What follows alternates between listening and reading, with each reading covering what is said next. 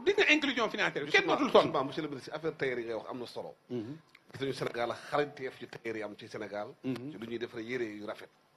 lan moo tax nguur gi mënu organiser tailleur yi. lépp li xam ne dañ koy importer Sénégal tenue. muy tenue militaire muy tenue école yi muy loolu. tailleur Sénégal di ko liggéey fii ci réew mi. di ko defar fii ci réew mi. koom-koom ci réew mi. parce que dañu constaté tenue yu bëri. dañ koy importer. mu jógee Chine jógee Turquie. alors que tailleur Sénégal mu leen def loolu. mooy tenue militaire exactement bu jëlee mesure ne par exemple. importation yére yi. dañ koy surtaxé. pour permettre au tailleur Sénégal de vendre. gis nañu yére yëpp tailleur Sénégal ñoo ko defar. pourquoi duñu gën a. plateau bi dooleel tailleur ci loolu. doomu Sénégal la ko defar. di fàttali nii ne ñi ngi dalal monsieur Alioune Dione di ministre bi nga xam ne moom la ñu dénk microfinance ak économie sociale et solidaire te ñi ngi nekk en direct ci rond-point Grand Yoff monsieur le ministre HLM Grand Yoff mën nga tontu. waaw jërëjëf laaj bu am solo monsieur Diop Alassane d'abord pour deux raisons sa laaj dafa am solo première raison bi mooy statistiquement ANSD wax na le premier métier au Sénégal c'est le métier de tailleur. d'ailleurs man bi may xalaat ñun fan la ñu war a awalee jeunes yi pour ñu taxawal ay coopératives ak ñu liggéey génn ci ndóol bokk na ñu bàyyi ci xel secteur boobu waaye secteur boobu nag maanaam cible yi nekkul ci sama ministère moo tax dama lëkkaloo ak le ministère de l'artisanat pour que ñu pousser les tailleurs vers la production solidaire ñun mission production solidaire rek la ñu am mais cible yi moomuñu ko yeneen ministère la nekk ñu ngi agriculture ñu ngi pêche ñu ngi artisanat et cetera léegi foofu nag Alassane da nga wax lu am solo loo xam ne maanaam ñun biñ ñëwee ci instruction premier ministre ak président de la république dañoo ne dañuy fexe ba commande publique bi loolu nga wax ñu fexe traquer ko mais pour traquer ko d'ailleurs ñu ngi def benn liggéey ak ARCOP moom moo yore la commande publique mooy contrôler voilà les marchés publics ak yooyu ñu ngi def benn liggéey boo xam ne boo gisee ñuy lancer ay coopérative ñu naan ñun li ñuy def dafa bëri c'est justement parce que dañoo bëgg kenn dootul toog léegi loolu Alassane xam nga ñaata la ci enjeu yooyu ngay wax noonu maanaam commande publique boobu c'est 150 milliards en jeu boo jëlee tous les ministères 150 milliards yooyu xoolal mooy 5% yi rek laa la wax ah parce que loi bi moo ne nañ jël 5% commande publique bi ñu jox ko les acteurs de l'économie sociale solidaire ak les petites et moyennes entreprises. est-ce que mi ngi am. amagul waaye loolu lañ fi fekk xam nga ñu ngi doog a ñëw mais ñu ngi ciy defi jéego. non yéen a ngi fi bëgg a yàgg 2 ans bari na de. ah déedéet yàgguñu. ah monsieur le ministre nee na ñoo ngi soog a ñëw. ngeen toog fi 2 ans ngeen toog fi 2 ans ngeen ne ñoo ngi soog a ñëw. non mais jéego yi da ngay xool jéego yi ñuy def xam nga déjà yow. mais bu fekkee ni yeggagu leen ca ba tey. waaw xaaral ma ñëw rek mais ñi nga xam ne mosuñu xalaat loolu ñun ñu ko xalaat nag commencé ko ba ñëwee ñëw di ko xalaat. waaw di fa def xam nga mënul gaawee noonu. mais au moins ñëw nañu indi xalaat bi au moins nee nañu 50% yi dañ koy jox les acteurs de l'économie sociale solidaire commencé nañu dama lay jox benn exemple li tax ma ne la commencé nañu. boo jëlee fi ëpp xaalis mooy tëli yi waaw les tëli yi route yi mais li fi nekk foofu la ñu mën a capter le maximum. parce que li ñuy wax par exemple les infrastructures yooyu ak le bâtiment ce sont des secteurs à haute intensité de main d'œuvre actuellement pour wax la ne commencé nañ foofu di nga d'accord ak man ñu ngi dem ci Sénégal fu nekk di dajale jeunes yi ay Tamba ay Ngaye ak fu nekk au Sénégal defal leen ay coopératives productives solidaires dans le pavage pourquoi parce que bu ñu defaree tëli rebord yi dañ koy pavé marché boobu nag mooy nekk 5% yi ñuy traqué xoolal route yooyu milliards yooyu ngay dégg boo ci traqué 5% mais xale yi dañuy dal di am lu ñu def seen poche mais loolu xalaat boobu ñu ngi koy doog a indi donc. est-ce que yéen a ngi koy exécuter. non commencé nañu xam nga dans un premier temps da ngay njëkk a former structuré xam nga li njëkk a jafe mooy dajale ay jeunes ñu war a ànd liggéey.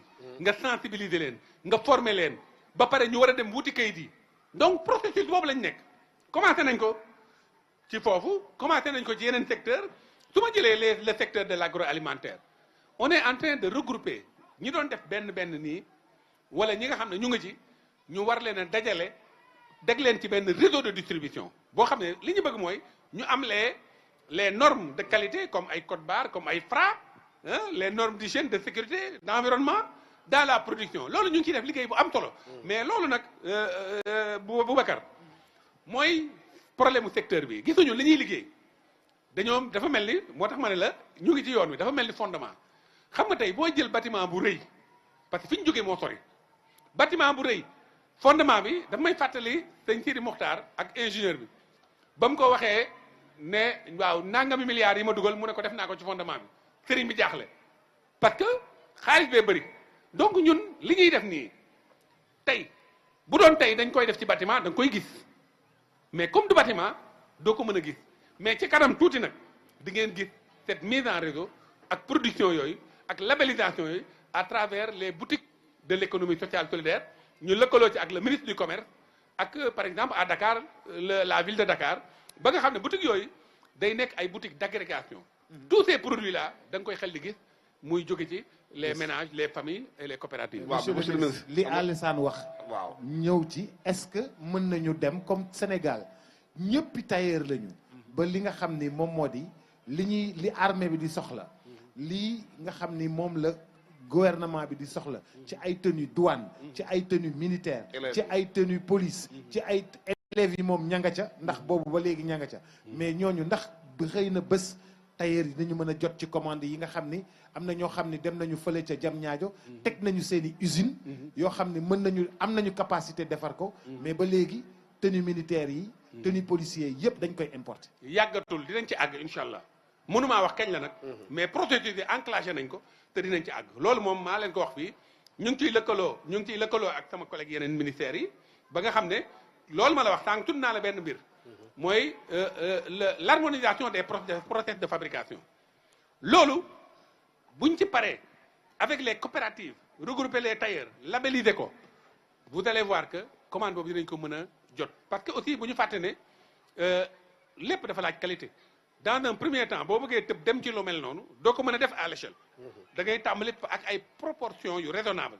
mais monsieur bi dafa am ay Sénégalais yu yoon ay usines quand même à Diamniadio Africatex ak Sartori Sen dañoo mujj tëj parce que amatuñu commande état bi importateur ko di importé di rey seen liggéey ñoom xam nga wax ji ak maanaam réalité terrain bi dafa wuute dañuy naan dañuy defar ni Sénégalais commencé soobu gisuñu accompagnement bi kon di importé ay yére jógee bitim réew ñoom importation chinois yi moo gën a moins cher ba ñëwee ñoom duñu mën a jaay waaw mais loolu du ñun mais wax ni du ñun dañ ko fay Sénégal la nguur gi rek la voilà c'est justement parce que en fait xam nga waral loolu parce que en fait gis nga booy monter benn disons benn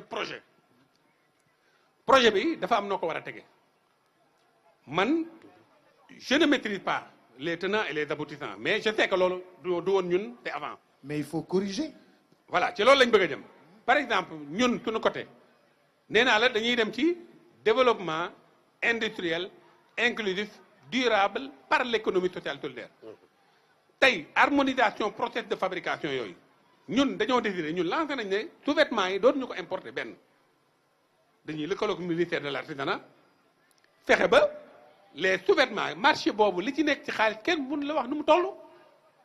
sous-vêtements suñuy jiital. waaw muy yu góor yu muy jigéen ay soutien-gorge ak yooyu. mais c'est des milliards yoo xam ne monsieur le foofu point boobu am na solo. parce que dama gis démb. benn information génn. ci coupe du monde bi di ñëw. FIFA. commandé. Bénin. Côte d'Ivoire. yenn réew ñu defar maillot. ñu war a jouer la coupe du monde. parce que le Bénin a une filière cotonnière qui est très développée. voilà Côte d'Ivoire am na ko. voilà Sénégal amoon na ko Tambacounda. mais coton Sénégal. am na gisatuñ ko. mais attends Mabouba a fait des prouesses ci coton bi ren. Le Sénégal est en train de dominer les autres pays. Le faire et le transformer, ça fait deux. Le faire et le transformer, ça fait deux. FIFA de commander Bénin. waaw de waaw commander Côte d'Ivoire ay maillot pour Coupe du Monde 2026. non loolu c'est normal parce que ñoom bañ ci nekkee yàgg nañ ci nekk ci ba ñoom lañ ci xam mais FIFA boobu yëgul tey prouesse yi ñuy def ci coton ren yëgu ko. waaw mais la moo tax yëpp. la moo tax Sénégal. non yëgalul FIFA. non dama la bëgg a wax ne dañuy doog a commencé. waaye sëriñ bi bàyyil dañuy soog a commencé. xam nga def ngeen fi ñaari at bàyyil dañoo soog a commencé. kaay ma wax la nag déedéet dañoo soog a commencé moom déedéet. non kay dinaa la ko wax mais attends yow tamit. non yow sa vocabulaire ngay bàyyi dañoo soog a commencé. waaw mais xam nga ñaari at du soog a commencé. xale boobu ñaari at mi ngi dox yéen a ngi ci yoon bi. yéen a yàkkamti. yéen a yàkkamti. torop mais c'est filière bu ñu démantelé. nañu waxante dëgg. Bénin Côte d'Ivoire pas Côte d'Ivoire sax mais Mali Burkina Maroc.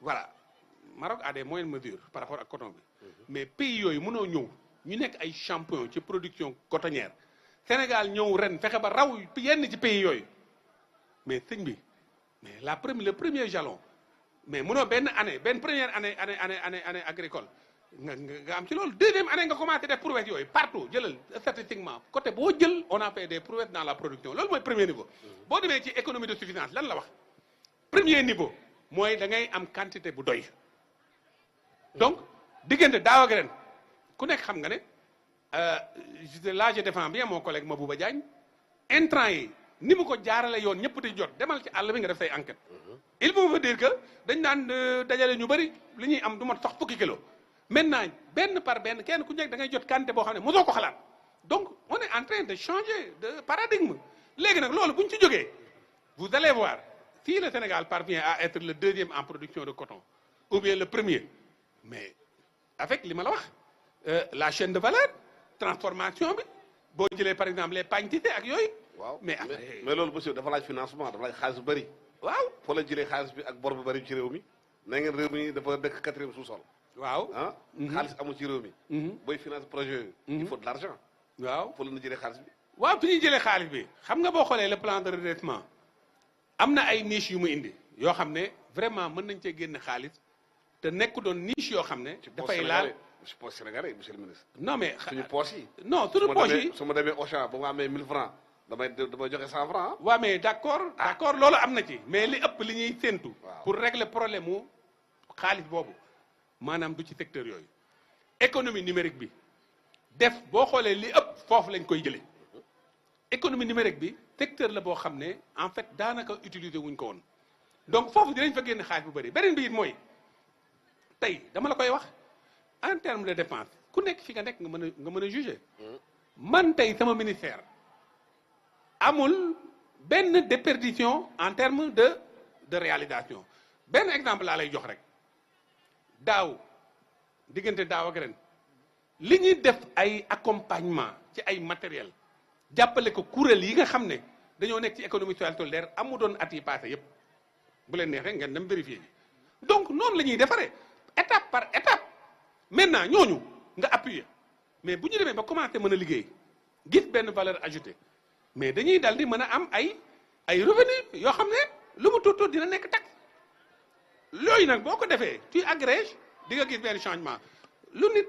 ñàkk nangu d'accord ne on est en train de réduire le déficit budgétaire wax ma ko statistique yee ko génne donc boo réduire bi déficit budgétaire bi ça veut dire que yaa ngi gën a mën a téye sa bopp léegi boo gënee am mën-mën ci sa bopp léegi nawet yi effet bi am na yoo xam ne mënoo ko tëb gis nga li ñuy wax pauvreté ak les aspects yi nga xam ne dafa nekk ci les agrégats macroéconomiques yooyu moo tax ma ne dañuy doog a tàmbali du looy sentir ci benn at da ngay def benn politique benn at ñaari at ñetti at mu doog a commencé nga doog ko commencé sentir donc je vais vous dire une chose tey ku yebu d'accord ne li ñuy def ren en termes de réalisation moo ëpp li ñuy def bi ñuy doog a ñëw on est d'accord et vous allez voir que li ñuy defaat déwén mooy ëpp li ñuy def ñaari année yi passé et c'est comme ça qu'il faut faire maintenant soo ci dollee ñëpp d'accord nañ loolu kenn mënu ko weddi c'est incontestable on est en train de maîtriser les agrégats macroéconomiques parce que déficit bi ñu ngi koy wàññi.